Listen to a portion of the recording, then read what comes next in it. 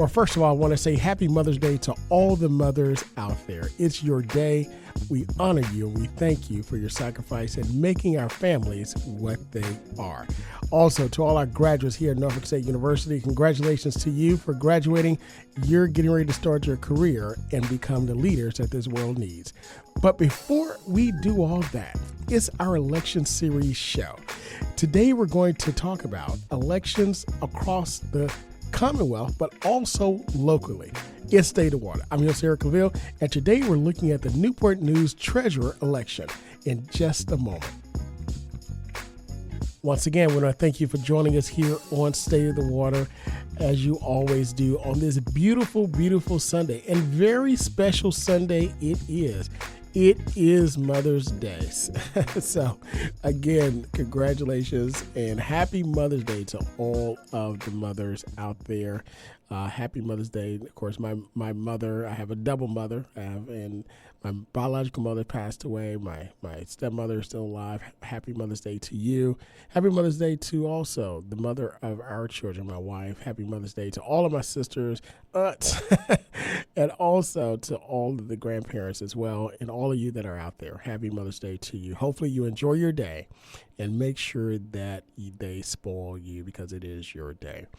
Also, we mentioned earlier that it is graduation season, and we just graduated yet another class, a great class here at the Norfolk State University, home of the Spartan Nation, and where we always broadcast from none other than WSB Hot 91, the soul of VA. And we had a phenomenal graduation, and of course, a phenomenal commencement speaker as always, Shirley Raff, of course, Emmy Award-winning actress, activist, author, all those things. She gave a powerful message and charge to our graduates. And again, we're so thankful that she was able to be with us and so excited to be with us as well.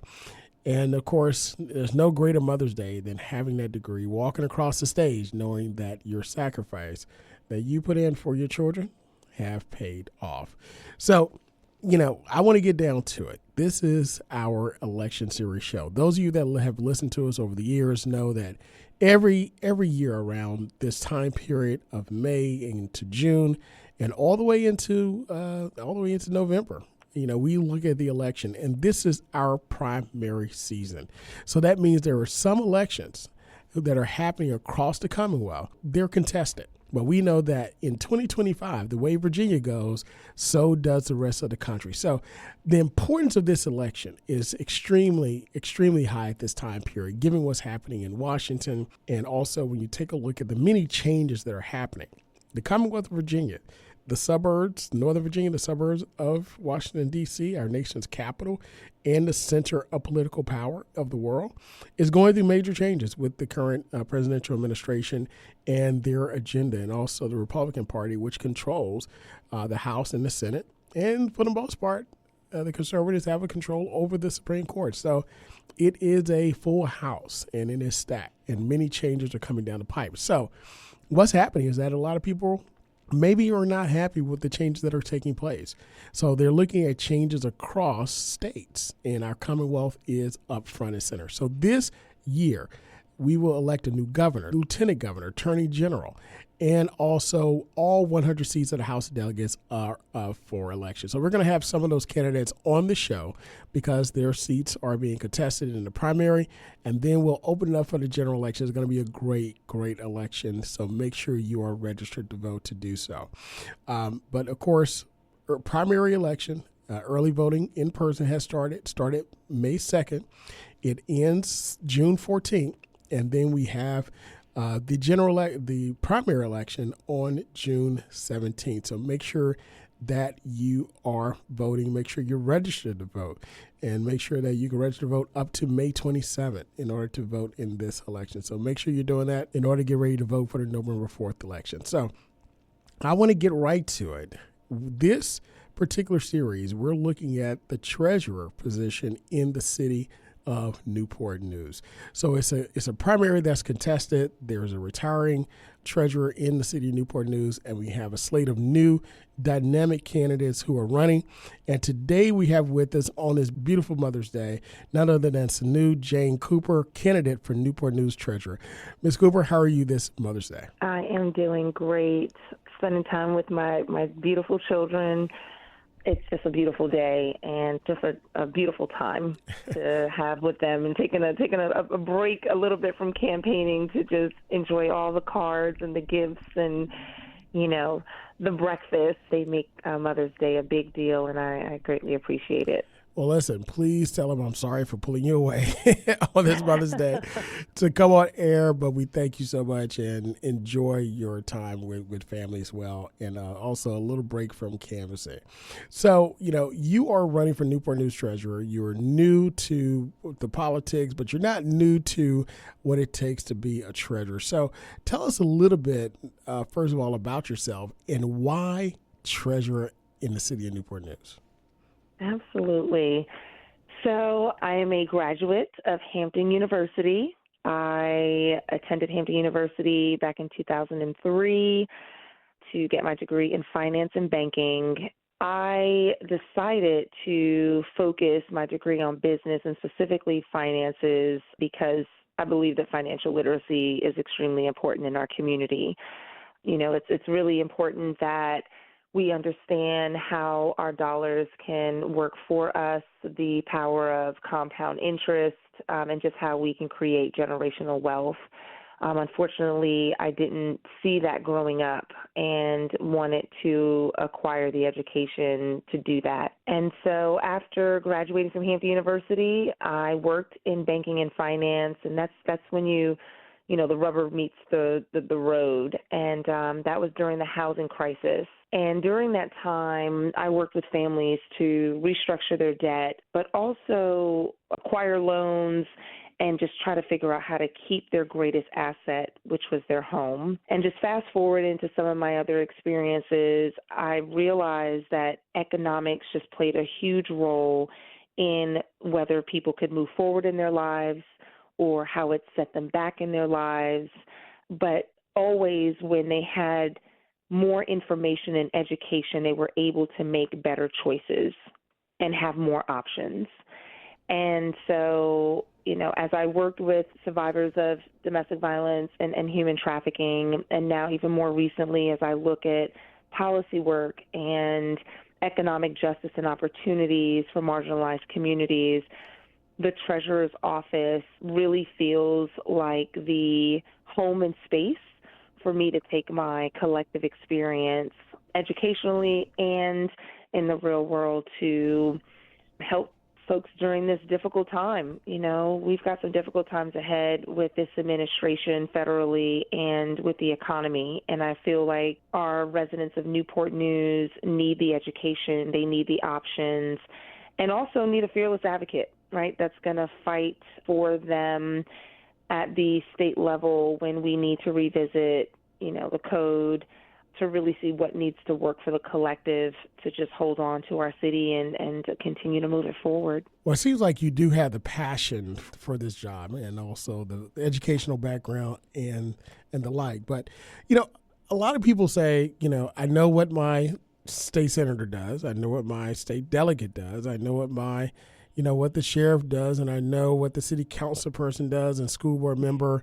But what does the treasurer actually do? How can you make that change? So break that down for us about not just why treasurer, but what is a treasurer? Absolutely. So the best way that I can explain what the treasurer's office is to folks is it's the bank, right? So it is where that is where the collection of taxpayer dollars, whether that's personal property taxes, whether that's from retail sales, that is the office that collects. The office is also responsible for investing those funds to make the locality more money.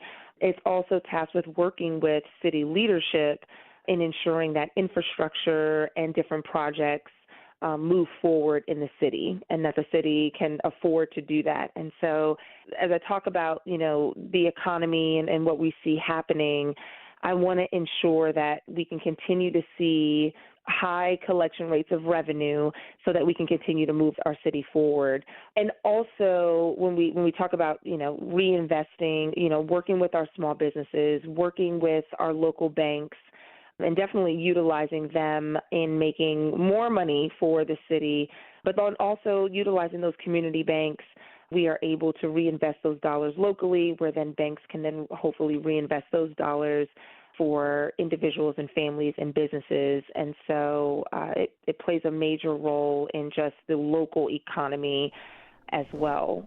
So it's a big bank as that, and so it's really important that it's in the right hands and someone that has the experience and someone that has the experience making sound financial decisions as well. Absolutely. So the treasurer's office is the bank of the city, from collecting to investing to being a good steward and shepherd of those funds, right? Absolutely. And being held accountable, by the people. It is the people's money. And so, having that checks and balance in place to report out, what is happening with those funds is extremely important as well. So I know we'll talk a little bit probably more about that later down in the agenda, but yeah, this office is for the people. Well, you know what? Let's get into it now. I think that's a great segue into not just what the treasurer office does, and not just in the city of Newport News, but in every city here in the Hampton Roads.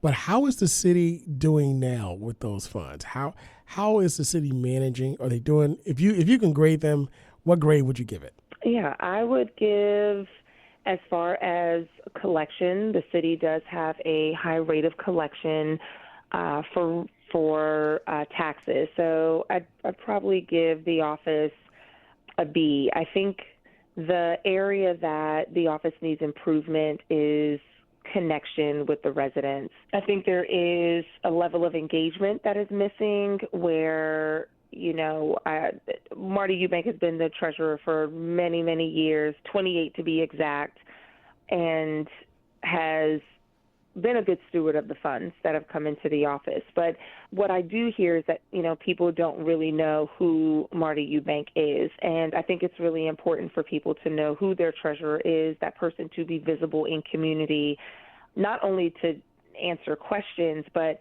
you need to know who you're sending a lot of that money to. So I'd like to see a level of engagement. I think that there needs to be an improvement there. Also, just a new sense of energy in the office around educating people about what it does. People send their taxes in because they're worried about the consequence, right? But if you know exactly what your taxes are paying and how it's moving your city forward and the roads that it's contributing to or the infrastructure that we're seeing, or that idea that you bring to city council and then city council does the strategic planning with, city folks, and then we can see that manifest into a structure, I think that helps people understand and trace how their dollars work for them in the city. I tell folks, taxes are not attractive, but when you know that you're contributing to something greater than yourself, it does help. And then enhancing technology, part of my platform is seeing a treasurer's app, something that is accessible to everyone in the community, where they can get the information that they need, the resources that they need, and know what their options are. Because once we get to a point of delinquency, your options are limited, right? And so we want to be proactive and not reactive, and help people just understand what's available to them to keep those high collection rates, which, the city has been able to maintain. It's Stay the Water. I'm your host, Eric Claville, and you're joining us for our 2025 Election Series show. During this time period in the summer, we are going and discussing and raising the awareness of the importance of voting and making sure that you understand that your voice matters. Today, we're looking at a local race here in Hampton Roads, and that is the city treasurer's office in the city of Newport News. There is the longtime city treasurer is retiring, so you have a new slate of dynamic candidates who are vying for your vote. And today we have with us none other than Sanu Dieng Cooper, who has passion and also direction in how she believes the city treasurer's office should lead the city, connect with the community, invest the dollars in order to have the city in a much better financial future for not just now, but for our children to come. So, Ms. Cooper, can you talk to us a little bit about your platform and how you believe your platform can make the difference in the treasurer's office and raise those grades that you gave from B to C to A+. Absolutely. So engagement is the first. I call it my triple E's. I think it's important to have that so folks can hold me accountable to exactly what I desire to see in the office. So with the level of engagement, I'd like to bring the treasurer's office to the community. I want to set up a series of Meet the Treasurer events. I think there just needs to be a reintroduction of what the office is and who's running the office. I'd also like to see a series of listening sessions because I want to hear from taxpayers what improvements they would like to see, what are the things that are easy for them in the office, but then also just what are some opportunities. So that's definitely part of, that early on, SWOT analysis, just looking at our strengths, our weaknesses, our opportunities, and even our threats, which, in those listening sessions, we are hearing that folks are losing their jobs. We see a decrease in federal employees and workers, and so we've got to start strategizing around how to support folks in our community that are impacted by that. And I think that gives them also an opportunity to shape some of the policies and ideas that we will implement moving forward. The second E is educate, and that is really letting folks know about their options in the treasurer's office. As I'm canvassing, people are shocked that they can currently pay their taxes monthly, that they don't have to wait to pay it twice a year. And then also what are some accommodations that can be made if you are late or feel like, you're going to be delinquent. And so getting some education about what already exists, and then also seeing a series of financial literacy workshops to talk about budgeting and saving, especially with our seniors that are on a fixed income.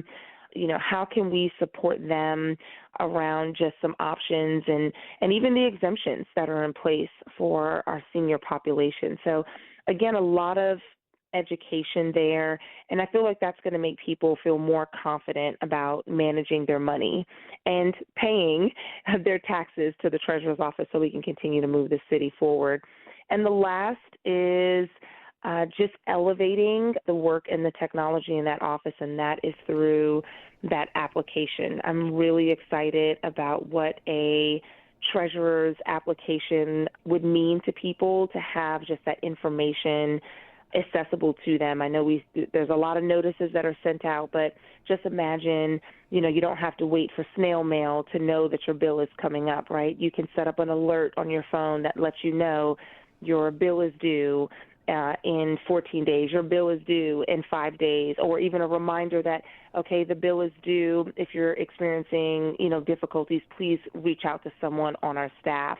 We have a lot of different things happening in our lives, and we're in unusual times, and so utilizing technology to connect with folks, I think, is going to be really important, and not just for payment, but, maybe there's, a program in the city that can help you if you're facing financial hardship. If you're trying to make the choice between an electric bill and paying your taxes, how can we connect you with a community resource to do both, again, to move our city forward? So I'm really excited about just what we can do on those levels and empowering people. I think that knowledge is power, and once we get that to the people of Newport News, they will be empowered to make the right financial decisions that will ultimately benefit the collective, which is all of us. The Triple E's, that is candidate Sanu Dieng Cooper's platform to making sure that the treasurer's office is impactful, is relevant, and making the difference now in the future. There's one thing I want to follow up with you on, and you mentioned investment. You said that the treasurer's office is the bank of the city. Tell us a little bit about how the investment works and how you would impact that from a positivity standpoint. Yeah, so the treasurer's office is tasked with, choosing how the funds are invested. And there is, support that comes in from the state with that. But when we're looking at, different money market accounts, or just being, which I would think in this climate, being very conservative to make sure that we don't lose any of our principal that we're investing in, right? That we're not engaging in any risky behavior, but something that is conservative enough to give, the taxpayers a good rate of return, right, on their money. And so I look forward to working with many of our local banks to see what products and services that they offer, because what better way to reinvest taxpayers' dollars than to invest in our community banks. And so that right now, and I will say it gives me some concern about, the market, as we see it's very volatile at this time, and even what I would probably call some market manipulation, depending on the news and what's happening. But I think that in the months to come, and maybe even the years, that the Treasurer's Office will have to be pretty conservative with its investments and look at some safe investments, more of your traditional money markets, to avoid losing any principal funds, for the taxpayers. Now, you are not just running for treasurer, but you are a resident of the city of Newport News. You live there. Your kids are being educated there. You buy there. You have property there. So the city is your city. What are some of the issues that you find just overall with the city of Newport News? When I say issues, things that you could find could be improved, and how you believe the Treasurer's Office can assist in that. Yeah, I think that there can definitely be just some more collaboration between the Treasurer's Office, the Commissioner of Revenue's office. They work very closely together. I think that there are some opportunities of streamlining some processes, especially for our small businesses that come here, right? We want Newport News to be an attractive place for businesses to come and establish themselves. And so I know on the city side, they have been working on helping businesses be able to navigate through the process of permits and paperwork. But how do we also get the Treasurer's Office and the Commissioner of Revenue's office involved in that, so that we see our businesses stay, right? And that we make this an attractive place to bring business, sustain your business, and if you do have any, questions or concerns or challenges, that we are working with you the best that we can. So I would definitely say, everyone wants to know what's the new eatery, the new place, the new, opportunity for after work social life. So we want to be attractive to those businesses. And then I would also say, working with our seniors, they're on a fixed income. Inflation is impacting us all, but it is impacting them in a very different way. And so looking at some opportunity, there's already an exemption in place, but maybe looking at that threshold for income to allow more seniors to be able to take advantage of that. It's a very sad and unfortunate circumstance if, you have someone that has worked all their life to own their home, and they pay off their home, and because of circumstance, they lose their home because of taxes, right? So I think that there is definitely an opportunity for us to improve how we are working with our seniors so that they can enjoy, what they've worked so hard to obtain, so that we're not seeing, a consequence there. And then also just, my husband is a federal employee, and so I worry about what's happening with our federal contractors and federal employees. And, the Treasurer's Office has the authority, right, to seize, lien, and garnish. And I don't want to see an increase in that. And so, again, I think that's bridging the gap with community to ensure that we're not seeing high rates of delinquency, seizures, and the city, selling off people's properties, right? So this is a time that we really need to strategize about what are the challenges and barriers for families, and really avoid that from happening. Absolutely. It is a tricky time right now, and there's a lot of trepidation out there. But what you mentioned, working together, being compassionate, and collaboration with the entities in our city that can work together to make things a little easier, more palatable in tough times, for Absolutely. those that are experiencing, because a lot of people are experiencing the tough times. I can't believe it. We have just a few minutes left. It seems like every time we get into a great interview, time just flies by. But before we go, I want to just touch on the importance of voting. Of course, we know that in the last election, the importance of voting was discussed. In 2016, the importance of voting was discussed. But we're in a statewide election. It's a primary, and usually we have down voting in primaries. But this is just as important. Tell us a little bit about it in about a minute or so. The importance of getting out there and voting in this primary for the city treasurer in the city of Newport News. Absolutely. So local elections are extremely important. I know that folks are consumed with, the governor's race or presidential elections, but locally is really where we feel the impact. This election is so important, as we know that things are in disarray at the federal level. We are putting all of our efforts, at the state level to make sure that we have the right leadership to fight off the federal government and some of the things that they are trying to, implement. And so we need to have the right leadership here in Newport News. I have the utmost faith in our city council and our mayor and vice mayor that have a strategy to move forward, and they need good leadership at the constitutional level as well. People that are going to strategize with them, that are going to be able to ensure, like we said in the treasurer's office, that revenue is coming through the city to continue to move our city forward and implement the great strategies that we have been planning. We can really get through and weather this storm if folks get out and vote in the primary to ensure that we are picking the right leadership with the experience, with the compassion to move, again, our city forward and to keep all that federal mess off of our lawn. So we have to do our part by getting out and voting. Now, tell us where our listeners can find more about you and your campaign. What's the website for that? Absolutely. So for more information, you can visit sanudcooper.com for more information about my platform.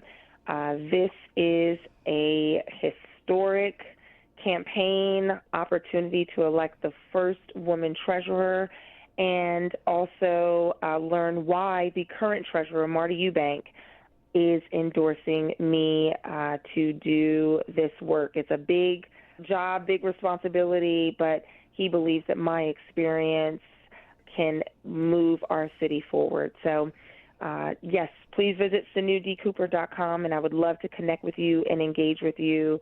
Let's do this. Make history one vote at a time. That is Sanu Dieng Cooper, running candidate for Newport News Treasurer, running for your vote. You can find more about her at www.sanudcooper.com. That's sanudcooper.com. Know that early in-person voting across the state has started May 2nd and ends June 14th. You can register to vote up to May 27th to vote in this primary, and the election day for the primary is June 17th. Once again, this is Stay the Water. I'm your host, Eric LaVille. Thank you again for joining us for our election series. Come back next week. We'll have another candidate that's vying for your vote to tell us more about why they want to serve and be your public servant in your city and in your state. Until next time, be good, be great. God bless. Happy Mother's Day, and we'll see you next week. Hi, I'm Carrie Washington, and you're listening to State of the Water with award-winning host Dr. Eric LaVille.